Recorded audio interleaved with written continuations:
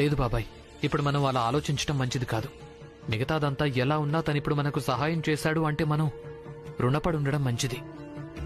బాబు భీమ్, నువ్వన్నది నిజమే. ఇక నువ్వు వెళ్లి విశ్రాంతి తీసుకో. లేదు నాన్న, వీధులు ఉడిచే పనిలోకి వెళ్ళాలి. నిన్న కూడా వెళ్ళలేదు. ఇప్పుడు నేను వెళ్ళొస్తాను, మీరు జాగ్రత్తగా ఉండండి, దీన్ని దగ్గరుంచండి. తర్వాత మీరు దీన్ని తీసుకుని రండి. అప్పుడు మన ఇద్దరం వెళ్లి పెన్షన్ మొదలు పెట్టించుకుందాం. సరే బాబు, కానీ నువ్వు విశ్రాంతి తీసుకో. ఈ రోజు నీకు బదులుగా నేను శుభ్రం చేస్తాను. ఏంటి నాన్న మీరు? భీమ్, ప్రతిసారి నువ్వు అందరి కోసం సంఘర్షణ అనుభవిస్తున్నావు, పోరాడుతున్నావు. నువ్వు విశ్రాంతి తీసుకోవడం చాలా అవసరం. అలాగే నీ కళ్ళజోడు కూడా పగిలిపోయింది. రమా, భీమ్ని జాగ్రత్తగా చూసుకో. తిరిగి వచ్చేటప్పుడు నేను కళ్ళజోడు ఇంకా పెన్షన్ తీసుకుని వస్తాను. కళ్ళజోడు విరిగితే ఏమైంది నాన్న? మీరు పనేందుకు? భీమ్ లేదంటే నా మీద ఒట్టే. విశ్రాంతి తీసుకో బాబు. రమా, మావయ్య, నాన్న, మావయ్య, పదండి.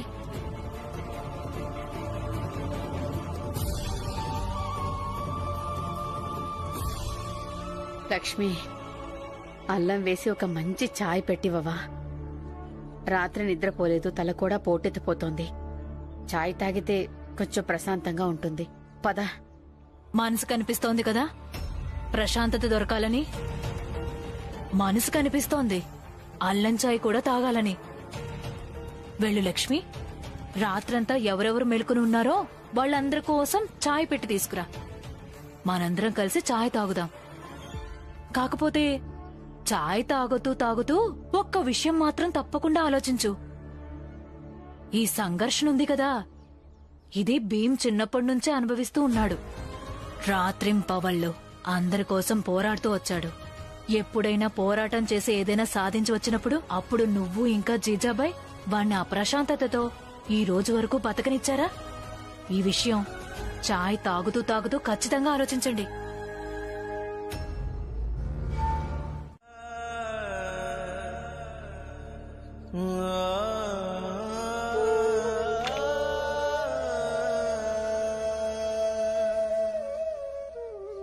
భీమాభాయ్, మన భీమ్ ఏదీ మర్చిపోలేదు. ఆ సంఘర్షణలన్నింటినీ,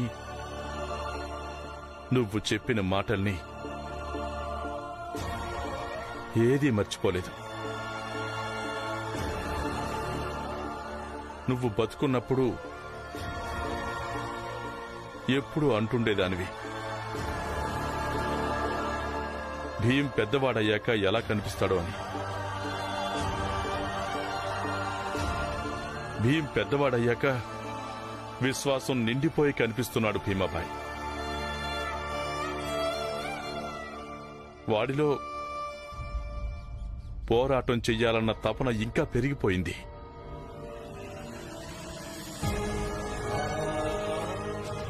అప్పుడు వాడు సాతారాలో ఎవ్వరికీ భయపడేవాడు కాదు కదా. మా అమ్మ నాన్నలు నన్ను జాగ్రత్తగా చూసుకుంటారు, నన్ను చదివిస్తారు, నన్ను చదివించి మంచి వ్యక్తిని చేయాలనుకుంటున్నారు. వినిపిస్తుందా లేదా? వాళ్ళు నన్ను చాలా బాగా చూసుకుంటారు, చాలా. ఏ చట్టం ఈ రోజు లేదో అది రేపు ఉండొచ్చు. నియమాలుండొచ్చు, ఒకరికుండే స్వేచ్ఛను ఆపకూడదని.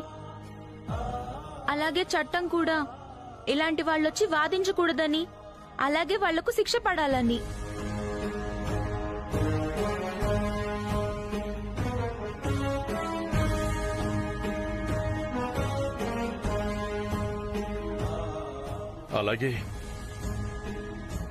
అలాగే ఇక్కడ బొంబాయిలో వాడు ఎవ్వరికీ భయపడడం లేదు. ఒకవేళ మేము పేదవాళ్లు అలాగే చిన్న జాతి వాళ్లమనే ఆధారంతో మమ్మల్ని దొంగలని అంటుంటే మేము మిమ్మల్ని లోపలికి రానివ్వలేం. అయితే నేను అరెస్ట్ చేయాల్సి ఉంటుంది. సరే, అరెస్ట్ చేయండి. అయినా సరే మీరు మాత్రం లోపలికి వెళ్లలేరు. ఈ రోజే మొదటిసారి పెద్ద జాతికి చెందిన ఒక వ్యక్తి చదువుకు పుస్తకాలకు సంబంధించి మాట్లాడుతున్నాడు. సవాలు చేస్తోంది కూడా చదువుకు సంబంధించింది. మీరేం అడగాలనుకుంటున్నారో అడగండి.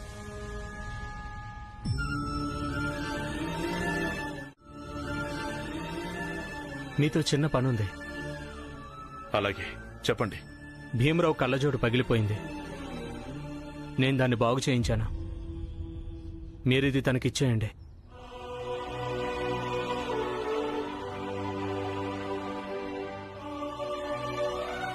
ఇదంతా ఏం అవసరం ఉందని? ఎలాగూ మీరు మా కోసం ఏదైతే చేశారో అది ఎక్కువ. అలాగే నాకు పెన్షన్ కూడా వచ్చేసింది. అలాగే నేను భీమ్కు చెప్పే వచ్చాను, తిరిగి వచ్చేటప్పుడు వాడి కళ్ళజోడు తీసుకొస్తానని. నిజమే, మీరు ఎలాగూ అది తీసుకెళ్లగలరు. కానీ భీమ్ ఏ పోరాటం చేశాడో, అలాగే నేను అడిగిన ప్రశ్నలన్నింటికీ సరైన జవాబులిచ్చాడు. దానికి బదులుగా ఇది బహుమతని చెప్పి తనకిచ్చేయండి. తీసుకోండి. కానీ ఇదంతా ప్రచండ దేవ్ గారికి. నేనంత బలహీనుడిని కాదు తనకు తెలియకుండా ఇది ఇవ్వడానికి.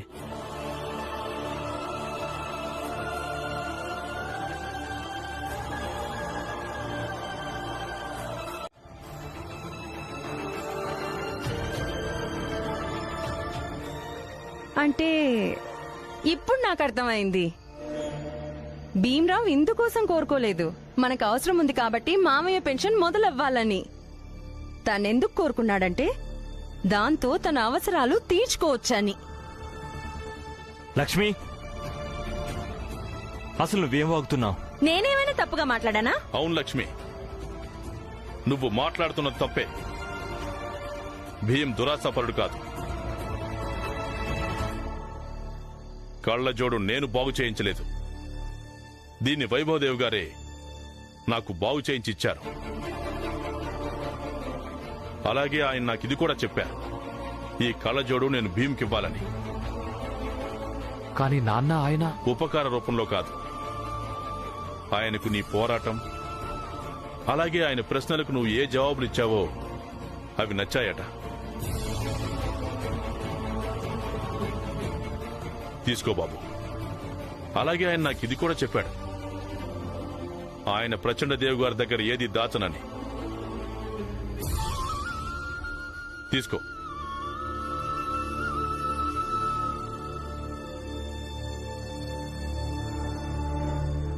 ఇక మీరిద్దరూ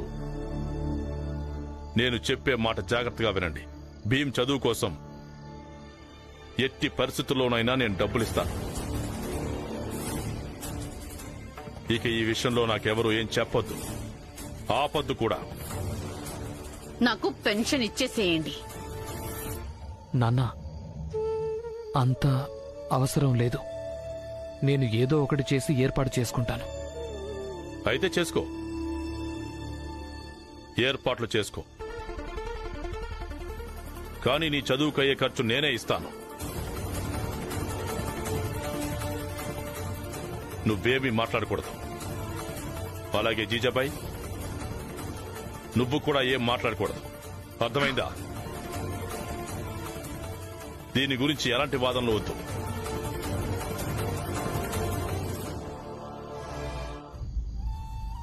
నేను వైభవ్ దేవ్ గారికి ధన్యవాదాలు చెప్పొస్తాను. అంటే ఏంటి? ఇప్పుడు నువ్వు ఆ ప్రచండ దేవి ఇంటికి వెళ్తావా? అంటే మళ్ళీ ఇంకేదో కొత్త నాటకం మొదలు. ఇదేం నాటకం కాదు. వాళ్ళు ఏదైనా చెడు చేసినప్పుడు, మనకు కష్టం కలిగినప్పుడు వాదించడం కోసం, పోరాడడం కోసం కూడా నేను వాళ్ళ ఇంటికి వెళ్తాను కదా. ఈ రోజు వాళ్ళొక మంచి పని చేశారు, మనకు సంతోషం కలిగింది. మరి ధన్యవాదాలు కూడా చెప్పాలి కదా. వెళ్ళు భీమ్. వైభవ్ దేవ్ గారు నాకు మంచి వ్యక్తిలా కనిపించాడు. జిజాబాయ్, దలియా అమ్మ కలిసింది. రమ తన దగ్గర నూనె అడగడానికి వచ్చిందని చెప్పింది. ఎందుకు? ఇంట్లో నూనె అయిపోయిందా? రమకి కాస్తంత నూనె ఇవ్వలేదని మీ దగ్గరకు ఆరోపణ చేసిందా? ఏమడిగానో దానికే సమాధానం చెప్పు. వదినా, ఈ కూరలో ఎంత నూనె వేస్తే ఇది రుచిగా ఉంటుంది? ఏం లేదు, పోయినసారి రుచిగా లేదని మీరే చెప్పారు కదా. చూస్తున్నాను, నువ్వు ఈ హద్దుల్ని దాటుతున్నావు. ఇన్ని దురాగతాలు, ఇంత అహంకారం అంత మంచిది కాదు. ఏ తప్పులు చేస్తున్నారో నువ్వు ఇంకా నీ కోడలు లక్ష్మి, తనకు కూడా నచ్చ చెప్పు. ఏం అడిగానో దానికి జవాబు చెప్పండి వదినా. ఎంత నూనె కావాల్సి వస్తుంది? లక్ష్మి, నేనేం అడుగుతున్నానో దానికి సమాధానం చెప్పు. నువ్వేమేం చేస్తున్నావో అన్నీ ఆపేస్తావా లేదా? నేనేం చేశాను? ఏం ఆపాలి? నేను ఈ ఇంటి కోడల్ని, అలాగే తన వంటగదిని చూసుకునే హక్కు కోడలుకుంటుంది. లక్ష్మి, నీలో అసలు మానవత్వం అనేదే మిగల్లేదు. నువ్వు రాయిలా మారిపోయావు. ఇక రోజు రోజుకి దిగజారిపోతున్నావంతే. నువ్వింటిని ఏం చేస్తున్నావో నీకేమైనా అర్థమవుతుందా? కావట్లేదు, నాకేమాత్రం అర్థం కావట్లేదు. కానీ ఒక్కటి నాకిలా మాత్రం అనిపిస్తోంది, ఎప్పుడైతే ఈ ఇంటి పంపకాలు జరిగాయో అన్ని మెల్లమెల్లగా చక్కబడుతున్నాయని. అలాగే భీమ్రావ్ ఇంకా రమ ఇక్కడి నుంచి ఎటైనా వెళ్లిపోయినప్పుడు అప్పుడు అంతా చక్కబడుతుంది. లక్ష్మి, భీమ్ నా తమ్ముడు. ఇక నువ్వు నా జీవితంలోకి వాడి తర్వాతే వచ్చావు. అయితే ఇక్కడెందుకు నిలబడ్డారు? వెళ్ళండి, మీ తమ్ముడి దగ్గరికి వెళ్ళండి. వెళ్ళి అక్కడే ఉండిపోండి. నాకింత విషం పెట్టండి, నన్ను చంపేయండి, అలాగే నా బిడ్డను కూడా చంపేయండి, చంపేయండి. నీతో కలిసి ఒక్కొక్క రోజు ఉండడం చావడంతోనే సమానం. నేనంత చెడ్డదాన్నా? అంత చెడ్డదాన్నైతే నన్ను చంపేయొచ్చు కదా. విషయానికి డబ్బులు కావాలి కదా. ఇక మీ దగ్గర డబ్బులు ఎక్కడున్నాయని. అందుకే ఓ పని చేయండి, మీరు నా గొంతు పిసికేయండి, నన్ను చంపేయండి. చంపేయండి, వదులు. చంపేయండి, నా గొంతును పిసికేయండి. మీరెందుకు లక్ష్మి, ఇంతగా ఇబ్బంది పడుతున్నారు? వదులు. నన్ను చంపేయండి. లక్ష్మి, గొంతును పిసికి చంపండి, నన్ను చంపేయండి. లక్ష్మి, లక్ష్మి, నన్ను చంపేయండి. ఏంటిది? చంపేయండి. లక్ష్మి, వదలు. ఇక్కడ నువ్వెందుకు నిలబడ్డావు? వెళ్ళిక నుంచి వెళ్ళు. ఒక్కవేళ ఈ రోజు నువ్వు నూనె అడగడానికి రాకపోయింటే ఇదంతా జరుగుండేదే కాదు. జీజాబాయ్, నోర్మోయ్. మీరే నోరు మూసుకోండి. వీళ్ళిద్దరూ ఎంత ముదరసిన కోళ్ళంటే వీళ్ళు ఇంటి సంతోషాల్ని మింగేస్తారు. ఏ సంతోషాలున్నాయో వాటిని, అలాగే రాబోయే సంతోషాలను కూడా మీరిద్దరూ మింగేశారు. అత్తయ్య, అలా మాట్లాడకండి. అయితే ఇంకెలా మాట్లాడాలి? నీకింకా తృప్తి కలగలేదా? సంతృప్తి కలిగింది కదా ఇప్పుడు? పెద్ద పెద్ద మాటలు చెప్తావు అంతే నువ్వు. కానీ లక్ష్మి విషయంలో నీ ప్రవర్తన పెద్ద కోడలు చిన్న కోడలు లాగానే ఉంది. జీజాబాయ్, చాలా ఎక్కువైంది. నీకు లక్ష్మి గురించి చాలా బెంగ ఉంది కదా. అయితే వెళ్ళు, తన్ని ఓదార్చు. ఆ కారణంగా వీళ్ళ మీద నిందనెందుకు వేస్తున్నావు? వీళ్ళిద్దరి కారణంగా ఏమీ కాలేదు, ఏమీ కాలేదు వీళ్ళిద్దరి కారణంగా.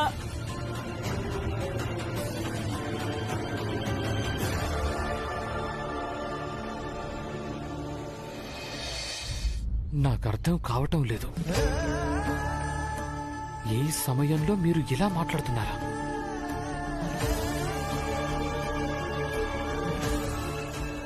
ఇప్పుడు వదినకు మన అవసరం చాలా ఉంది. మనం లోపలికి వెళ్లాల్సి ఉంటుంది. ఏమన్నావు నువ్వు? వదినా, వదినా,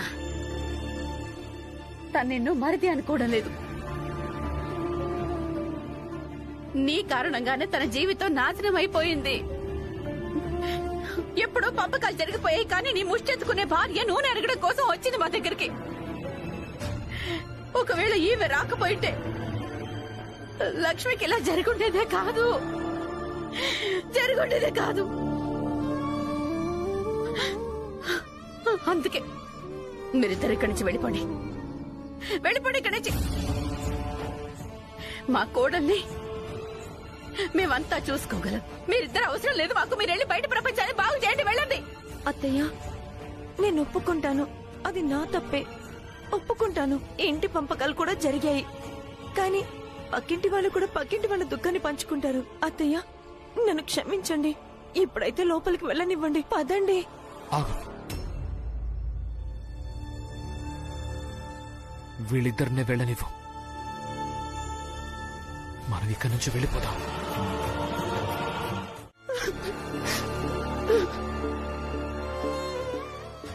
ఏడవడం వల్ల ఏం ప్రయోజనం లేదు లక్ష్మి, ఏడవకు. అత్తయ్య, ఈశ్వరుడు నా విషయంలో ఎందుకు ఇలా చేశాడు? నేను శుద్ధీకరణ కూడా చేయించుకున్నాను కదా. నేను ఈశ్వరుడికి అంత దగ్గరయ్యాను. ఆయన నాకెందుకు ఇలా చేశాడు?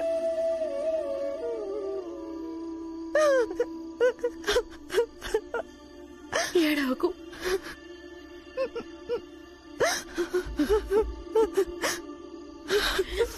ఒకవేళ నేనేదైనా మాట్లాడితే అది అందరికీ తప్పనిపిస్తుంది.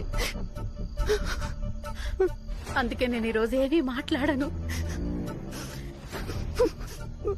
ఇక నువ్వు ఊరుకోమ్మా.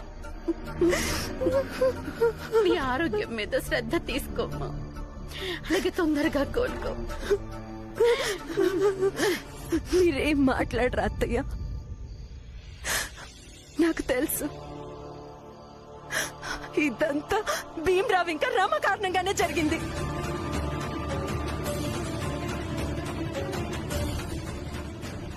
మా సంతోషాన్ని చూసి వీళ్ళు తట్టుకోలేరు.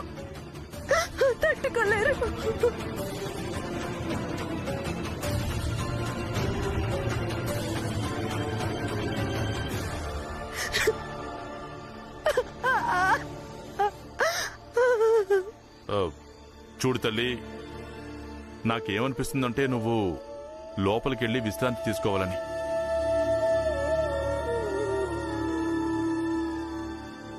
భీమరావు ఇంకా రామ విషయం రాగానే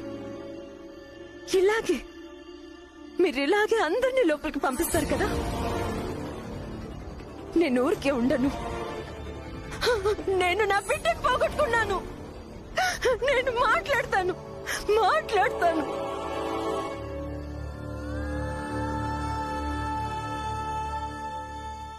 కేవలం మాట్లాడతావా లేక వింటావు కూడానా? లక్ష్మి, ఒక్క విషయం చెప్పు.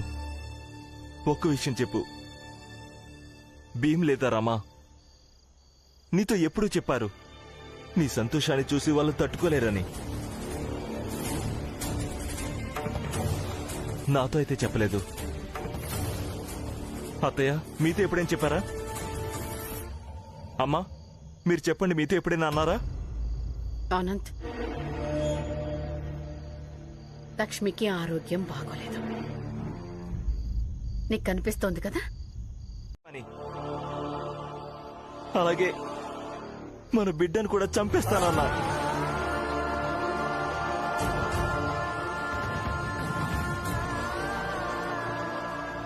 నన్ను చంపేయండి.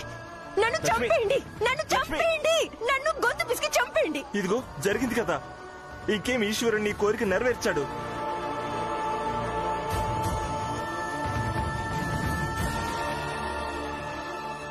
కానీ ఈ విషయం మాత్రం నీకు గుర్తులేదంటున్నా.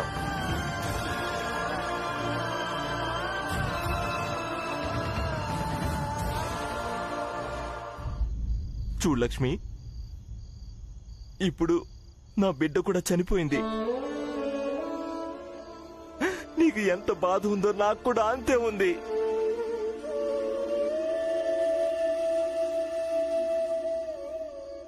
కానీ ఈ తండ్రి బాధ నీకు అస్సలు కనిపించదు. ఎందుకంటే నువ్వు ఒకవైపే చూస్తావు.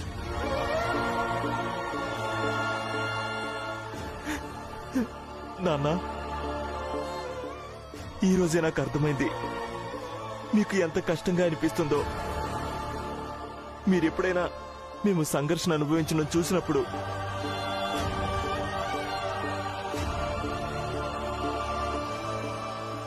ఈ రోజే అర్థమైంది ఒక తండ్రి బాధ ఎలా ఉంటుందో. సొంత బిడ్డను కోల్పోయినప్పుడు. నేను కోల్పోలేదు లక్ష్మి, నువ్వే మన బిడ్డను చంపేశావు.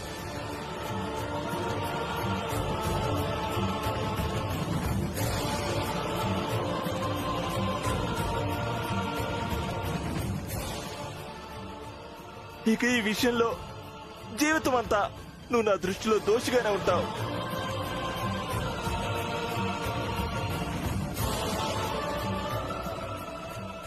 అది మాత్రమే కాదు, జాగ్రత్త.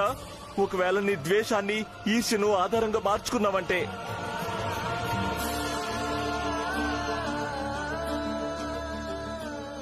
మమ్మల్ని వదిలే వదిలే మా కుటుంబాన్ని ఇంకా చీకట్లోకి తోసేయకు. నువ్వు శాంతంగా ఉండు లక్ష్మి, అలాగే మమ్మల్ని కూడా శాంతంగా ఉండు నువ్వు.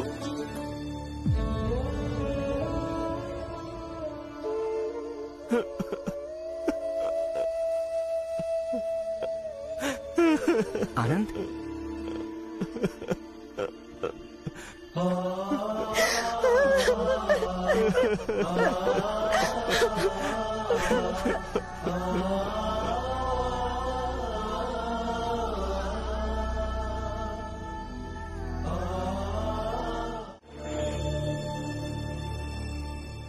వైభవ్ వచ్చాక వాడితో తన సామాన్లు తీసుకుని లండన్కు తిరిగి పొమ్మని చెప్పు. వాణ్ణి ఇక్కడికి రప్పించి చాలా పెద్ద తప్పు చేసినట్టున్నాం. లేదండి, ఇందులో మీరు చేసిన తప్పేమీ లేదు. అయినా మీకు తెలియదు కదా, తను లండన్ నుండి వచ్చాక చిన్న జాతికి అలాగే తన జాతికి మధ్య తేడా మర్చిపోతాడని. ఒక్కసారి వాడు లండన్కి వెళ్లిపోని ఇక వాడి మనస్సులో ఈ జాతి భేదం పటిష్టంగా మారేంత వరకు వైభవ్ వెనక్కి రావడానికి అస్సలు వీల్లేదు. మీ అన్నయ్య ప్రచండ దేవ్ గారికి ఈ విషయం తెలిసిపోయినప్పుడు వెంటనే మిమ్మల్ని లండన్ తిప్పి పంపించేస్తారు. అలాగే మీరు ఇక్కడి నుంచి వెళ్లిన తర్వాత ఆయన ఈ కోపాన్నంతా నా మీద, మా కుటుంబం మీద, అలాగే మా ఇంట్లో వాళ్ళ మీద చూపిస్తారు. అన్నయ్య గారు, వదినా,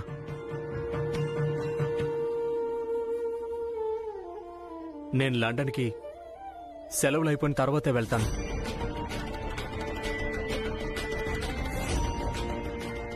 అంతకుముందు నేను లండన్కి వెళ్ళను.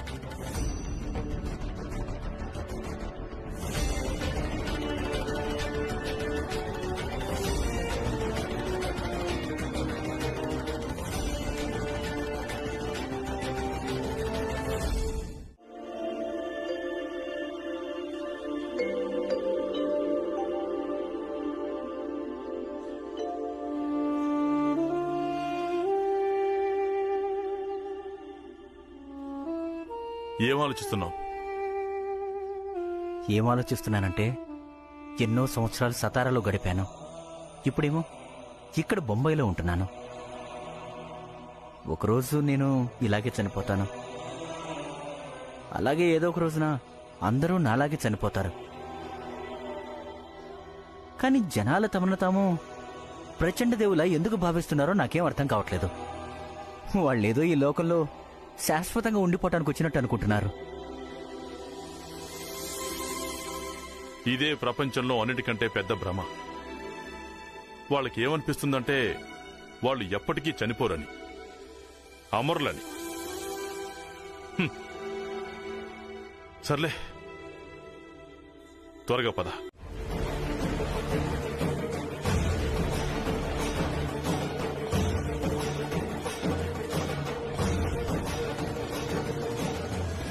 బాబుగారు, మీరు ప్రచండ దేవ్ గారి తమ్ముడు.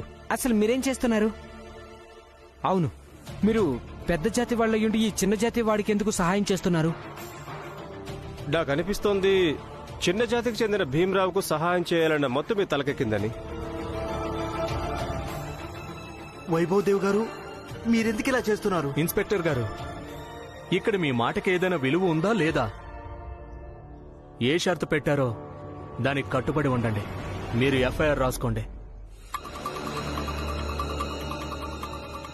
వైభవ్ దేవ్ గారు, అది మాకు తెలియాలి, ఆ భీమరావుకు తెలియాలి, అలాగే ఈ కేసుతో ముడిపడి ఉన్న జనాలకు కూడా తెలియాలి. నేను ఇప్పుడు ఎఫ్ఐఆర్ రాస్తున్నాను, అలాగే కంప్లైంట్ కూడా తీసుకుంటున్నాను.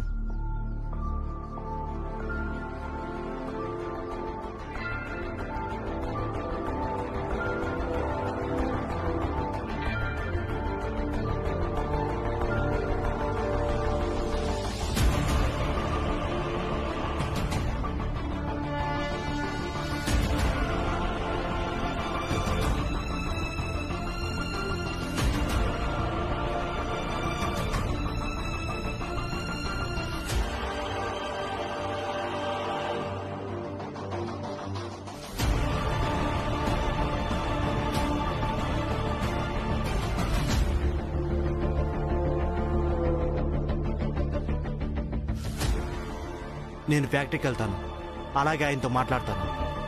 ఇన్స్పెక్టర్ గారు, మీ పోలీస్ స్టేషన్ నుంచి నేను భీమ్ రాసిచ్చిన క్షమాపణ పత్రం తీసుకున్నాను.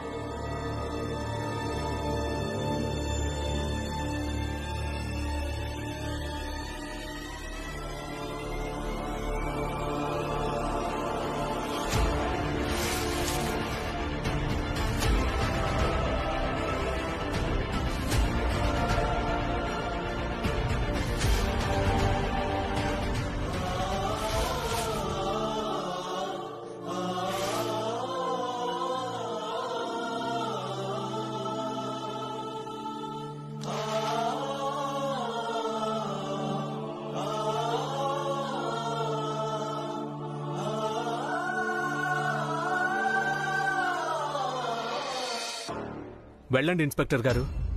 ఇక నుంచి మీ దగ్గరకు వచ్చి ఎవరైనా ఏదైనా మంచి పని గురించి ఆరోపణ చేస్తే వాళ్ళ ఎఫ్ఐఆర్ తప్పకుండా రాసుకోండి. ఇలాంటి షరతులు మాత్రం పెట్టకండి. ఇక మంచి చెడుల తేడా మీ కాకి బట్టలకు తెలిసి ఉండడం మంచిదే. తమ్ముడు వైభవ్ దేవ్తో స్నేహం చేస్తున్నాడు. పోలీస్ ఎఫ్ఐఆర్ రాసుకుని తీసుకెళ్లాడు. ఈ పాటికే టపాసుల ఫ్యాక్టరీ యజమానులకు తెలిసిపోయి ఉంటుంది.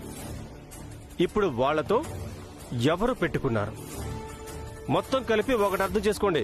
ఇక ఈ ఇల్లు అలాగే మనందరం ప్రమాదంలో ఉన్నామని.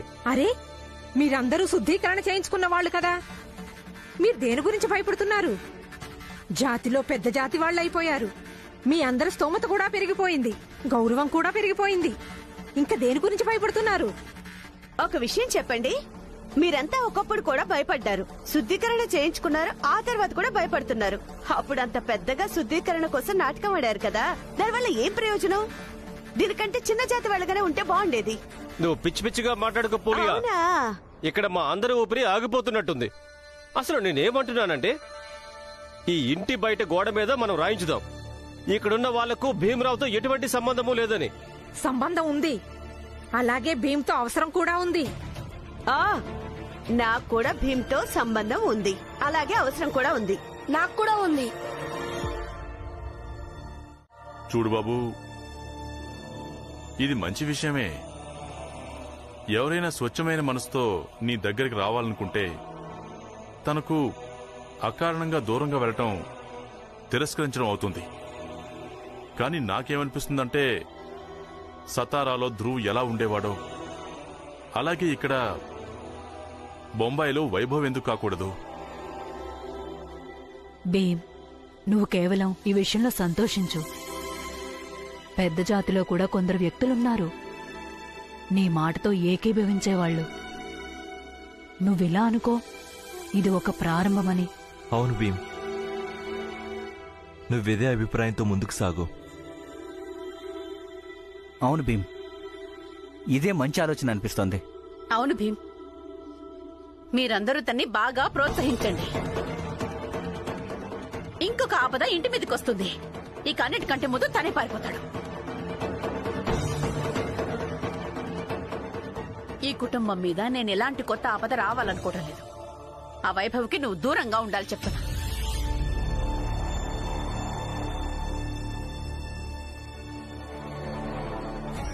ఎలాగో దూరంగా ఉన్నా అత్తయ్య, కానీ భీమ్రావ్ సంగతి చెప్పలేం. తన ఆదర్శాలు ఎప్పుడు మధ్యలోకి వస్తాయో అలాగే తన మాట ఎప్పుడు మార్చుకుంటాడు.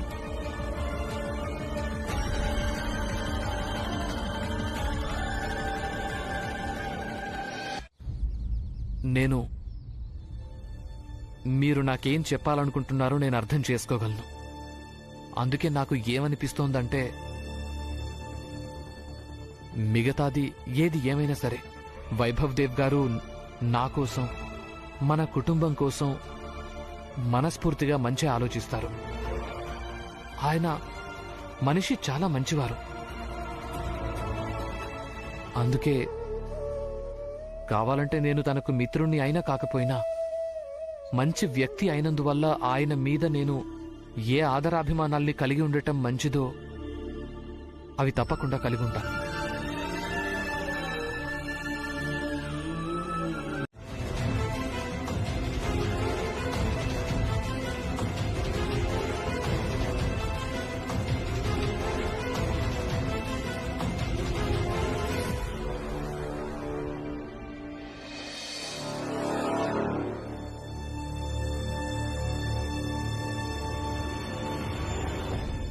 వైభవ్ దేవ్ గారు?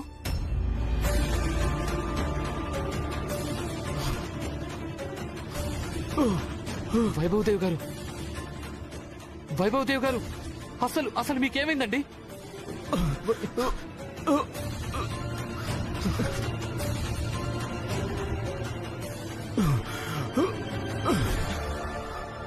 వైభవ్ దేవ్ గారు, అసలు మీకేమైంది? మిమ్మల్ని హాస్పిటల్కు తీసుకెళ్లాల్సి ఉంటుంది.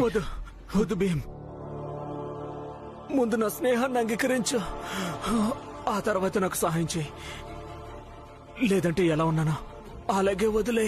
ఇలాంటివి మాట్లాడడానికి ఇది సమయం కాదు. ముందు మీ పరిస్థితి ఎలా ఉందో చూడండి. మీకు ఇప్పుడు వైద్యం చాలా అవసరం వైభవ్ దేవ్ గారు. వద్దు, ముందు నాకు స్నేహితుడు బాబు, తర్వాత నాకు సహాయం చేయి. వైభవ్ దేవ్ గారు,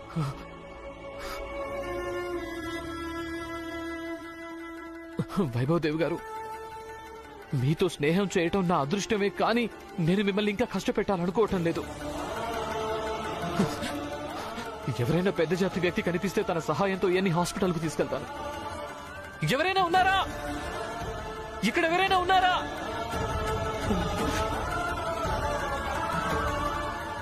ఎవరైనా ఉన్నారా? ఇక్కడ ఎవరైనా ఉన్నారా? బాబాయ్, ఒకసారి ఇలా రండి, త్వరగా రండి, పరిగెత్తుకురండి. ఏమైంది బాబు? ఇదిగో ఈయనకేమైందో చూడండి, త్వరగా రండి. ఎవరు కొట్టి వెళ్లిపోయారు, హాస్పిటల్ కు తీసుకెళ్లాల్సి ఉంటుంది. ఎవరైనా ఉన్నారా? ఇదిగో బాబు, నీకేమైనా పిచ్చా? హాస్పిటల్కి తీసుకెళ్ళాలి కదా, వచ్చి లేపు, మనిద్దరం కలిసి తీసుకెళ్ళొచ్చు. ముందుగా నా స్నేహాన్ని అంగీకరించు, ఆ తర్వాత నాకు సాయం చేయి. లేదంటే ఎలా ఉన్నానో అలాగే వదిలే. ఇంకా ఏం ఆలోచిస్తున్నావు? త్వరగా వచ్చి లేపు, హాస్పిటల్కి తీసుకెళ్ళాలి. ఎంత రక్తం పోతుందో చూడు.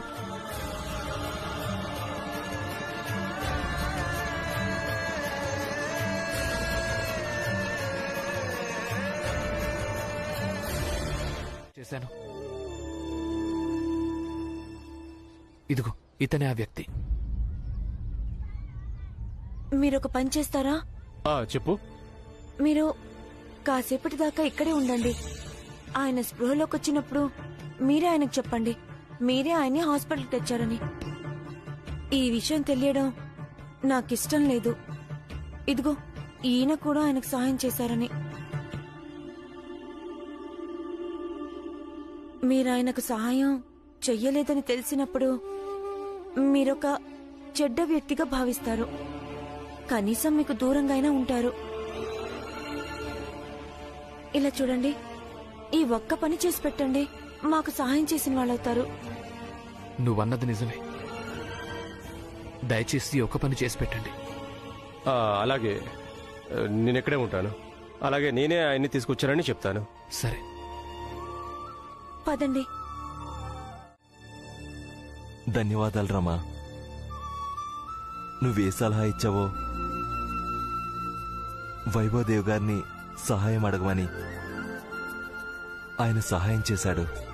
నాకు పని దొరికింది.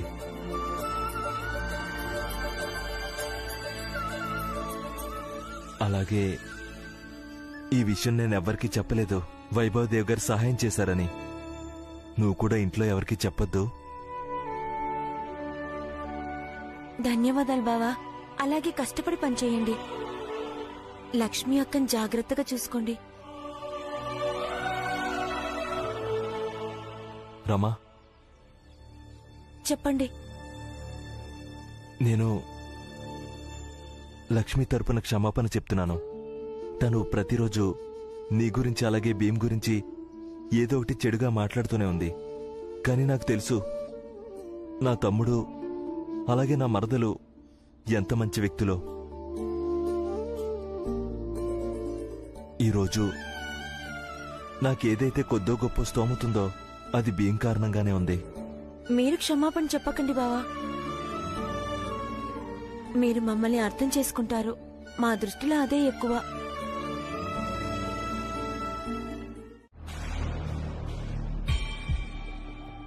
విచిత్రం ఏమిటంటే వైభవ్, నీకు ఇప్పుడు కూడా ఆ భీమ్రావు గురించే పట్టింపు. అసలు వాడు ప్రతి పెద్ద జాతి వాణ్ణి చనిపోవడం చూడాలనుకుంటున్నాడు. ఇంతకీ మీ ఇద్దరికి ఎలా తెలిసింది? వీధిలో వాళ్ళందరికీ తెలుసు బాబు నీకు దెబ్బలు తగిలాయని, అలాగే నువ్వు హాస్పిటల్లో ఉన్నావని. ఇదంతా ఎలా జరిగింది? ప్రచండదేవ్ గారు,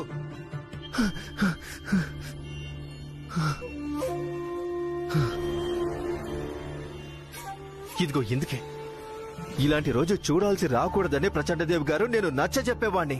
ఈయన గురించి బెంగ ఉండేది, అందుకే తన మీద ఆరోపణలు చేయడానికి వచ్చేవాణ్ణి. కానీ మీరందరూ నన్నే తప్పుగా అర్థం చేసుకునేవాళ్ళు. ఇప్పుడు చూడండి, ఈయన వినకుంటే ఇలాగే జరుగుతుంది. ప్రచండదేవ్ గారు, మీకు తెలిసిందే కదా మన పెద్ద జాతి వాళ్ళ ఆత్మాభిమానం. వాళ్ళకు తెలిసిపోయి ఉంటుంది ఈయన ఆ చిన్న జాతి భీమ్రావుతో స్నేహం చెయ్యాలనుకుంటున్నాడని. ఇంకేముంది, ఈయన్ని పట్టుకొని కొట్టుంటారు.